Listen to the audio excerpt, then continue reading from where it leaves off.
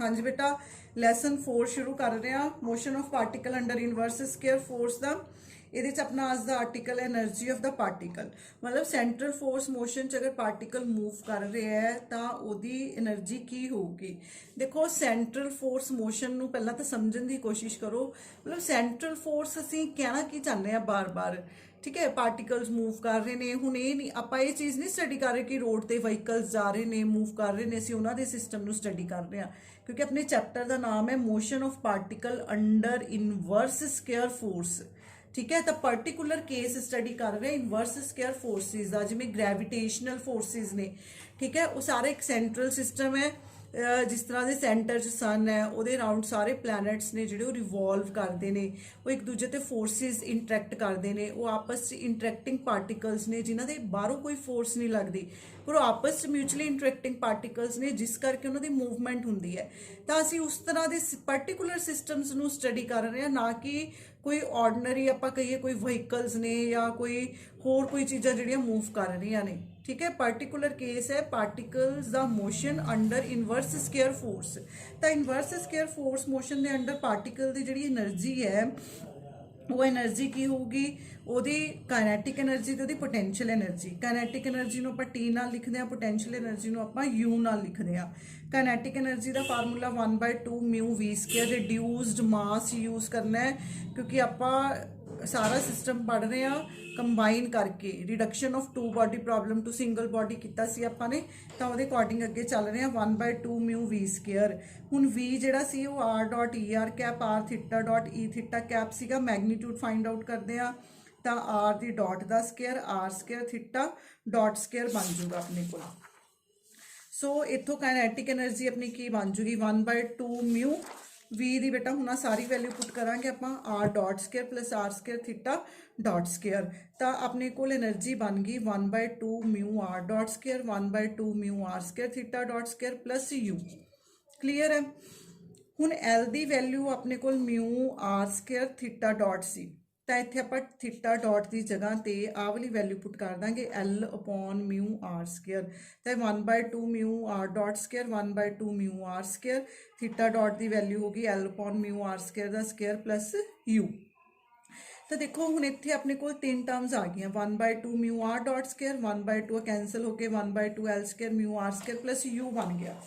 हुण देखो ये तो फिर टर्म पहली अपने को काइनेटिक एनर्जी की बन गई, आ अपने को यू पोटेंशियल एनर्जी पई है, पर अपने को एक तीजी टर्म होर आ गई एनर्जी के केस च। हुण तीजी टर्म जिहड़ी है ये की आ गया विच, ये हैगी सेंट्रीफ्यूगल पोटेंशियल एनर्जी, क्योंकि रोटेटिंग बॉडीज़ ने सेंट्रल फोर्स मोशन च अगर आप प्लैनेट्स की एग्जाम्पल लईए तो वो रोटेटिंग बॉडीज़ ने, तो बेटा उन्होंने एक सेंट्रीफ्यूगल पोटेंशियल एनर्जी भी होंगी है रोटेटिंग बॉडीज़ की, ਤਾਂ करके ये टर्म इत्थे अपने को अपीयर हो रही है kinetic energy centrifugal potential energy plus जो आप पोटेंशियल एनर्जी सिंपल पढ़ते हैं। दैट मीनस कि अपनी दोनों टर्म्स कंबाइनली पोटेंशियल एनर्जी नू रिप्रेजेंट कर दियां ने। क्लीयर है जी।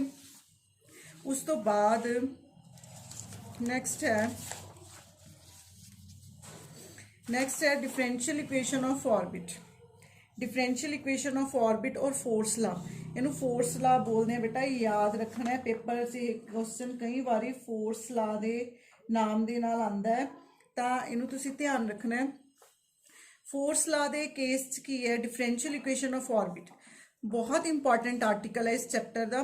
देखो रेडियल इक्वेशन जी अपने बनाई सी पिछे μ r double dot minus μ r theta dot square is equal to F R. Clear है। ये आप उम्मीद थीटा डॉट की वैल्यू पुट करांगे इतों L अपॉन μ r स्केयर की टर्म के विच, क्योंकि स्केयर सीगा तो स्केयर करके कुछ कैंसल होकर बेटा अपने को μ r double dot minus L square upon μ r cube is equal to F R के इक्विवेलेंट बच गया। ये इक्वेशन को नाम देता अपने डबल स्टार का।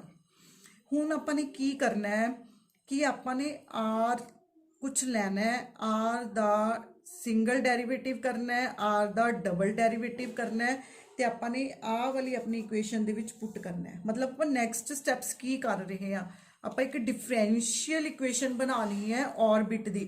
मतलब जेडे पार्टिकल्स सेंट्रल फोर्स मोशन के अंडर अपने ऑर्बिट दे विच घूम रहे हैं, अपने पाथ दे विच घूम रहे हैं, उन्हों का मैथेमैटिकल इक्वेशन की बनूगा। तो आपने आर दी वैल्यूज फाइंड आउट करके इत्थे पुट करनियां ने। ਤਾਂ ਸਪੋਜ਼ ਕਰੋ r ਕੀ ਹੈ 1/u, suppose r is equal to 1/u, r dot ਕੀ ਹੋਊਗਾ d ਪੌਨ dt ਪੌਨ 1/u, मतलब -1/u² du ਪੌਨ dt ਬਣ ਗਿਆ। ਇਹਦੇ 'ਚ ਕੀ ਕਰੋ d ਥੀਟਾ ਨਾਲ ਮਲਟੀਪਲਾਈ ਕਰੋ, d ਥੀਟਾ ਦੇ ਨਾਲ ਹੀ ਇਹਨੂੰ ਡਿਵਾਈਡ ਕਰੋ, ਤਾਂ -1/u² d ਥੀਟਾ ਬਾਈ dt ਨੂੰ ਆਪਾਂ ਥੀਟਾ ਡॉट ਲਿਖ ਲਿਆ, ਇਹਨੂੰ du ਬਾਈ d ਥੀਟਾ ਲਿਖ ਲਿਆ। ਇਹ ਆਪਣੇ ਕੋਲ ਇਕੁਏਸ਼ਨ ਨੰਬਰ 1 ਬਣ ਗਈ। ਹੁਣ l ਆਪਣੇ ਕੋਲ ਕੀ ਸੀਗਾ μr² ਥੀਟਾ ਡॉट ਸੀ, ਉਥੋਂ ਥੀਟਾ ਡॉट ਕਿੰਨਾ ਆ ਗਿਆ l ਪੌਨ μr², ਔਰ ਥੀਟਾ ਡॉट ਕਿਹਦੇ ਬਰਾਬਰ ਆ ਗਿਆ l, क्योंकि ਆਪਾਂ r ਨੂੰ ਹੁਣ ਕੀ ਪੁੱਟ ਕਰਾਂਗੇ 1/u, ਜਦੋਂ ਤੁਸੀਂ r ਨੂੰ 1/u ਪੁੱਟ ਕਰੋਗੇ ਤਾਂ ਇਹਨੇ ਉੱਪਰ ਚਲੇ ਜਾਣਾ ਹੈ, lu² ਬਣ ਜਾਊਗਾ, lu²/μ। ਤਾਂ ਆਪਣੀ 1 ਨੰਬਰ ਜਿਹੜੀ ਇਕੁਏਸ਼ਨ ਹੈ ਚ ਥੀਟਾ ਡॉट ਦੀ ਆਹ ਵਾਲੀ ਵੈਲਿਊ ਪੁੱਟ ਕਰੋ, ਤਾਂ -1/u² ਥੀਟਾ ਡॉट ਦੀ ਵੈਲਿਊ ਪੁੱਟ ਕਰੋਗੇ du ਪੌਨ d ਥੀਟਾ, मतलब ਤੁਹਾਡੇ ਕੋਲ ਇਕੁਏਸ਼ਨ ਇਸ ਟਰਮ ਚ ਬਣ ਗਈ -l/μ du ਪੌਨ d ਥੀਟਾ। ਇਹ ਸਾਰੇ ਸਟੈਪਸ ਬੇਟਾ ਤੁਹਾਨੂੰ ਕ੍ਰਾਮਿੰਗ ਕਰਨੀ ਪਊਗੀ, ਯਾਦ ਰੱਖਣੇ ਪੈਣਗੇ। ਉਸ ਤੋਂ ਬਾਅਦ ਇਹਦਾ ਡਬਲ ਡॉट फाइंड आउट ਕਰੋ, ਡਬਲ ਡॉट फाइंड आउट ਕਰਨ ਦਾ ਵੀ ਉਹੀ ਤਰੀਕਾ d ਪੌਨ dt -l/μ du ਪੌਨ d theta. Similarly ਇੱਥੇ ਆਪਾਂ ਨੇ ਕਰਨਾ ਹੈ d ਥੀਟਾ ਨਾਲ ਮਲਟੀਪਲਾਈ, d ਥੀਟਾ ਦੇ ਨਾਲ ਹੀ ਡਿਵਾਈਡ ਕਰਨਾ ਹੈ। ਕਹਿਣ ਦਾ ਮਤਲਬ ਜਿਸ ਤਰ੍ਹਾਂ ਆਪਾਂ ਉਰੇ ਕੀਤਾ ਸੀਗਾ ਕਿ ਐਕਚੁਅਲ 'ਚ ਜਿਹੜੀ ਡਿਫਰੈਂਸ਼ੀਏਸ਼ਨ ਹੈ ਵਿਦ ਰਿਸਪੈਕਟ ਟੂ ਥੀਟਾ ਕਰ ਰਹੇ ਹਾਂ ਆਪਾਂ, ਤਾਂ ਜਦੋਂ ਤੁਸੀਂ ਇਹ 'ਚ ਥੀਟਾ ਡॉट ਦੀ ਵੈਲਿਊ ਪੁੱਟ ਕਰੋਗੇ, ਦੇਖੋ ਆ ਆਪਣੇ ਕੋਲ ਥੀਟਾ ਡॉट ਬਣ ਗਿਆ, ਥੀਟਾ ਡॉट ਦੀ ਵੈਲਿਊ lu²/μ, lu²/μ ਇੱਥੇ ਪੁੱਟ ਕਰਤਾ -d ਪੌਨ d ਥੀਟਾ। ਤਾਂ ਦੇਖੋ ਤੁਹਾਡੇ ਕੋਲ l/μ ਆ ਪਿਆ, l/μ ਆ ਪਿਆ, ਸਕੇਅਰ ਬਣ ਗਿਆ, ਇੱਧਰ ਆ ਗਿਆ u², ਆ u² ਪਿਆ, ਇਹ ਤੁਹਾਡੇ ਕੋਲ ਕੀ ਬਣ ਗਿਆ d² u ਪੌਨ d ਥੀਟਾ² ਬਣ ਗਿਆ। ਤਾਂ ਇਹ r ਡਬਲ ਡॉट ਦੀ ਵੈਲਿਊ ਆ ਗਈ, ਇਹ r ਡਬਲ ਡॉट ਦੀ ਵੈਲਿਊ ਤੇ r ਦੀ ਵੈਲਿਊ 1/u ਆਪਾਂ ਕਿੱਥੇ ਪੁੱਟ ਕਰਾਂਗੇ ਇਸ ਇਕੁਏਸ਼ਨ 'ਚ ਪੁੱਟ ਕਰਾਂਗੇ। ਦੇਖੋ r ਡਬਲ ਡॉट ਪੁੱਟ ਕਰਨਾ ਹੈ ਤੇ ਇੱਕ r ਆਪਣੇ ਕੋਲ ਕੀ ਪਿਆ ਨੀਚੇ ਪਿਆ r³, मतलब r ਦੀ ਜਗ੍ਹਾ ਆਪਾਂ ਕੀ ਪੁੱਟ ਕਰਾਂਗੇ 1/u ਪੁੱਟ ਕਰਾਂਗੇ। ਤੇ ਜਦੋਂ ਅਸੀਂ ਪੁੱਟ ਕਰਦੇ ਹਾਂ ਤਾਂ ਸਾਡੇ ਕੋਲ ਇਸ ਫਾਰਮ 'ਚ ਇਕੁਏਸ਼ਨ ਆ ਗਈ।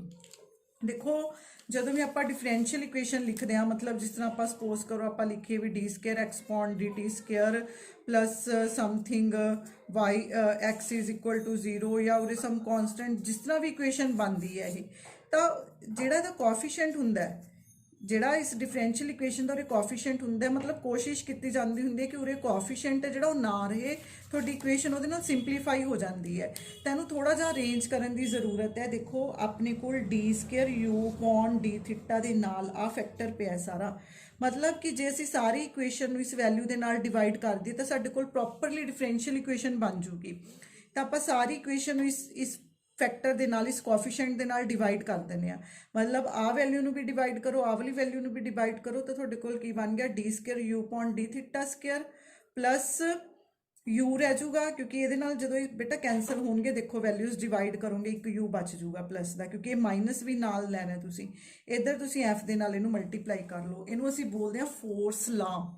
एक चीज़ होर ध्यान रखनी है, थोड़े बेटा बुक दे विच ही ना पिछे न्यूमैरिकल्स दिते हुए ने, ਉਹ ਨੂਮੈਰੀਕਲਸ ਚੋਂ ਫੋਰਸ ਲਾ ਦੇ ਬੇਸਡ ਨੂਮੈਰੀਕਲ ਆ ਜਾਂਦੇ ਨੇ ਕਈ ਵਾਰ ਪੇਪਰ 'ਚ, ਤਾਂ ਤੁਸੀਂ ਉਹ ਨੂਮੈਰੀਕਲਸ ਟਰਾਈ ਕਰ ਲੈਣੇ ਨੇ ਪਿੱਛੋਂ। ਸੋ ਨੈਕਸਟ ਆਰਟੀਕਲ ਮੈਂ ਕਰਵਾ ਰਹੀ ਹਾਂ potential energy corresponding to attractive central force. Attractive central forces ਦੇ ਵਿੱਚ ਜਿਹੜੀ ਪੋਟੈਂਸ਼ੀਅਲ એનર્ਜੀ ਹੈ ਉਹ ਕਿਸ ਤਰ੍ਹਾਂ ਦੀ ਫਾਰਮ ਦੇ ਵਿੱਚ ਆਪਾਂ ਪੜ੍ਹਦੇ ਹਾਂ, ਠੀਕ ਹੈ, ਉਹ ਸਟੱਡੀ ਕਰਨਾ ਆਪਾਂ ਨੇ। देखो फोर्स ते पोटेंशियल एनर्जी की रिलेशन है, क्योंकि आप पिछे चीज़ देख चुके हैं कि जी ग्रेविटेशनल फोर्सिस ने कंजरवेटिव फोर्सिस ने, जो कंजरवेटिव ने फिर आप नैगेटिव ग्रेडियंट के नाल एक्सप्रैस कर सकते हैं, मतलब फोर्स जी है फिर असीं उहनूं -du पॉन dr के नाल लिख सकते हैं। हुण जी सेंट्रल फोर्स है, मतलब फॉर एग्जाम्पल आप लिखते हैं -gm1 m2 pawn r², minus तां लिख रहे हैं बेटा क्योंकि अट्रैक्टिव फोर्सिस ने, ये ध्यान रखना है जिथे अट्रैक्टिव ने उत्थे नैगेटिव साइन आऊगा इक्वेशन दे विच, तां इहनूं आपां की लिख लिया -k पॉन r²। ये भी सेंट्रल फोर्स है, ये भी सेंट्रल फोर्स है, मतलब आप इन्हां दोनों नूं इक्वेट कर सकते हैं, मतलब du पॉन dr नूं आपां इक्विवेलेंट टू लिख सकते हैं k पॉन r दे, तो du upon dr minus cancel हो गया दोनों साइड ते, k पॉन r² बन गया, तो du is equal to k upon r² into dr बन गया। हुण इन्हां इहदी इंटीग्रेशन करनी है, इंटीग्रेशन की करनी है potential energy from 0 to u R ਕੀ ਹੈ ਫਰੋਮ ਇਨਫਿਨਿਟੀ ਟੂ ਆਰ, ਮਤਲਬ ਤੁਸੀਂ ਆਬਜੈਕਟ ਨੂੰ ਕਿਸੇ ਇਨਫਾਈਨਾਈਟ ਪੁਆਇੰਟ ਤੋਂ, ਤੁਸੀਂ ਆਬਜੈਕਟ ਨੂੰ ਕਿਸੇ ਇਨਫਾਈਨਾਈਟ ਪੁਆਇੰਟ ਤੋਂ ਕਿਸੇ ਡਿਸਟੈਂਸ ਆਰ ਤੱਕ ਲੈ ਕੇ ਆ ਰਹੇ ਹੋ, ਤਾਂ ਇਨਫਿਨਿਟੀ ਤੇ ਪੋਟੈਂਸ਼ੀਅਲ એનર્ਜੀ ਕਿੰਨੀ ਹੋਊਗੀ, 0 ਹੋਊਗੀ। ਇਸ ਪੁਆਇੰਟ ਤੇ ਪਹੁੰਚ ਕੇ ਉਹਦੀ ਕੋਈ ਨਾ ਕੋਈ ਜਿਹੜੀ ਹੈਗੀ ਹੈ ਉਹ ਵੈਲਿਊ ਬਣ ਜੂਗੀ। ਇਸ ਕਰਕੇ ਆਪਾਂ ਇਹਦੀ ਲੋਅਰ ਲਿਮਿਟ ਇਨਫਿਨਿਟੀ ਭਰੀ ਹੈ, ਇੱਧਰ 0 ਪੁੱਟ ਕੀਤੀ ਹੈ, ਇੱਧਰ ਆਰ ਪੁੱਟ ਕੀਤੀ ਹੈ, ਇੱਧਰ ਯੂ ਪੁੱਟ ਕੀਤੀ ਹੈ। ਠੀਕ ਹੈ, ਇਹ ਧਿਆਨ ਰੱਖਣਾ ਬੇਟਾ, ਆਰ ਇਨਫਿਨਿਟੀ ਤੇ ਯੂ ਕੀ ਹੈ 0 ਹੈ। ਤਾਂ ਇੱਧਰ ਇੰਟੀਗ੍ਰੇਸ਼ਨ ਕਰ ਰਹੇ ਹਾਂ, ਕੇ ਕॉन्स्टेंट है बाहर आ जाऊगा, D R upon R square ਦੀ ਹੋਊਗੀ, ਤਾਂ ਇਹਨੇ ਮਾਈਨਸ ਕੇ अपॉन आर ਬਣ ਜਾਣਾ ਹੈ। ਤਾਂ ਪੋਟੈਂਸ਼ੀਅਲ એનર્ਜੀ ਆਪਣੇ ਕੋਲ ਕੀ ਆ ਗਈ, minus K upon R square ਬਣ ਗਈ। ਦੇਖੋ ਪਿਛਲੇ ਲੈਕਚਰ ਦੇ ਵਿੱਚ ਮੈਂ ਤੁਹਾਨੂੰ એનર્ਜੀ ਕਰਵਾਈ ਸੀ, ਉਸ એનર્ਜੀ ਦੇ ਵਿੱਚ ਬੇਟਾ 3 ਟਰਮਸ ਆ ਰਹੀਆਂ ਸੀਗੀਆਂ, 3 ਟਰਮਸ ਆਈਆਂ ਸੀਗੀਆਂ। ਇੱਕ ਟਰਮ ਤਾਂ ਸੀਗੀ 1/2 ਮਿਊ ਆਰ ਡਾਟ ਸਕੇਅਰ ਸੀ, ਇੱਕ ਆਪਣੀ ਥਰਡ ਟਰਮ ਪੋਟੈਂਸ਼ੀਅਲ એનર્ਜੀ ਦੀ ਸੀ, ਇੱਕ ਟਰਮ ਆਪਣੇ ਕੋਲ ਉਰੇ ਆ ਰਹੀ ਸੀ ਜਿਹਨੂੰ ਆਪਾਂ ਸੈਂਟਰੀਫਿਊਗਲ ਪੋਟੈਂਸ਼ੀਅਲ એનર્ਜੀ ਬੋਲ ਰਹੇ ਸੀ। ਹੁਣ ਆਪਾਂ ਨੇ ਆ ਯੂ ਆਰ ਕੈਲਕੂਲੇਟ ਕਰ ਲਿਆ। ਐਕਚੁਅਲੀ 'ਚ ਆਪਣੇ ਕੋਲ ਪੋਟੈਂਸ਼ੀਅਲ એનર્ਜੀ ਜਿਹੜੀ ਆ ਗਈ ਉਹ ਕੀ ਬਣ ਗਈ, ਮਾਈਨਸ ਕੇ ਅਪॉन ਆਰ ਬਣ ਗਈ। ਜੋ ਪੋਟੈਂਸ਼ੀਅਲ એનર્ਜੀ ਹੈ ਉਹ ਮਾਈਨਸ ਕੇ ਅਪॉन ਆਰ ਬਣ ਗਈ। ਐਕਚੁਅਲੀ 'ਚ ਆਪਾਂ ਨੇ ਇਹ ਕੈਲਕੂਲੇਟ ਕੀਤਾ। ਤਾਂ ਆਪਣੀ effective potential energy and turning points of motion ਕੀ ਨੇ। देखो एनर्जी जी है वही 1/2 mu R dot square plus L square upon 2 mu R square plus U R, U की वैल्यू तुम पुट कर दो माइनस के अपॉन आर। हूँ नैक्सट स्टैप च ने की किया है, सारी टर्म नू लिख लिया इफेक्टिव पोटेंशियल एनर्जी के नाल, मतलब क्योंकि ये दोनों टर्म्स किनू शो करदियां ने, पोटेंशियल एनर्जी नू शो करदियां ने, इस करके इनू अलग लिख लिया, U dash R is equal to L square upon 2 mu R square minus K upon R. It is called effective potential energy. उस तो बाद नैक्सट ने टर्निंग पॉइंट्स। हुण मैं तुहानूं टर्निंग पॉइंट्स का मीनिंग समझाने की कोशिश करती हूँ। बेटा टर्निंग पॉइंट्स देखो की हुंदे ने। हुण सपोज करो कि सेंट्रल फोर्स मोशन च मान लो सन की पोजीशन है, सन दे अराउंड आपां नूं पता है कि अर्थ है जिहड़ी वो एलिप्टिकल पाथ दे विच घुमदी है।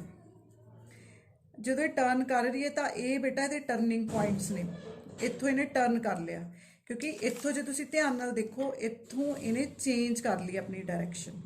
ठीक है जी, टर्निंग पॉइंट्स जिवें आपां कहने कि आपां कोई चीज़ थ्रो करते हैं, वो थ्रो करके वापस आ रही है, जदों वो थ्रो करके वापस आ रही है आ इहदा टर्निंग पॉइंट है।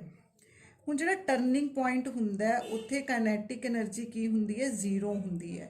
उत्थे उहदी मैक्सिमम एनर्जी जिहड़ी है वो की हुंदी है, पोटेंशियल एनर्जी होंगी है। ध्यान रखना टर्निंग पॉइंट जो बॉडी ने टर्न करना है, क्योंकि जे उहदे कोल एनर्जी होंगी फिर तो वो होर उपर चली जाती, फिर वो होर इस तरह का पाथ है जिहड़ा होर इस तरह का पाथ एक्वायर कर लैंदी।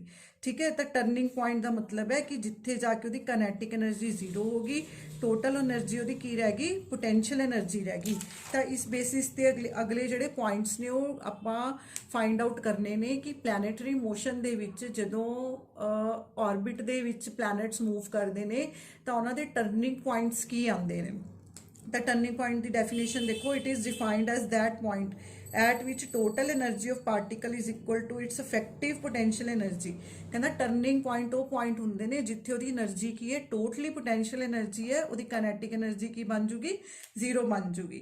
ठीक है, तो अफेक्ट पोटेंशियल अपनी टोटल एनर्जी की रह जूगी टर्निंग पॉइंट ते ओदी पोटेंशियल एनर्जी के बराबर रह जूगी। क्लीयर है। देखो तो अपनी इफेक्टिव पोटेंशियल एनर्जी की है 1/2 mu R dot square plus sorry इस टोटल ई अपना की सीगा 1/2 म्यू आर डॉट स्केयर सी प्लस इफेक्टिव पोटेंशियल एनर्जी सीगी। पर टर्निंग पॉइंट ते वेलोसिटी की है 0, टर्निंग पॉइंट ते वेलोसिटी की है 0। ध्यान नाल समझो बेटा, ऑब्जेक्ट ने जदों टर्न करना है, मूव करते हुए टर्न करना है तो उत्थे उहदी काइनैटिक एनर्जी की होगी, 0 होगी। काइनैटिक एनर्जी की होंगी 1/2 mv स्केयर। मास तो 0 नहीं हो सकता, यदा मतलब उसकी वेलोसिटी की हो जूगी टर्निंग पॉइंट ते 0 हो जूगी। तो टर्निंग पॉइंट ते वेलोसिटी की है 0 है।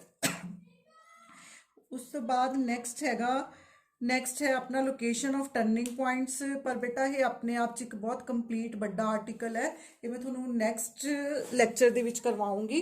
सो थैंक्स अ लॉट।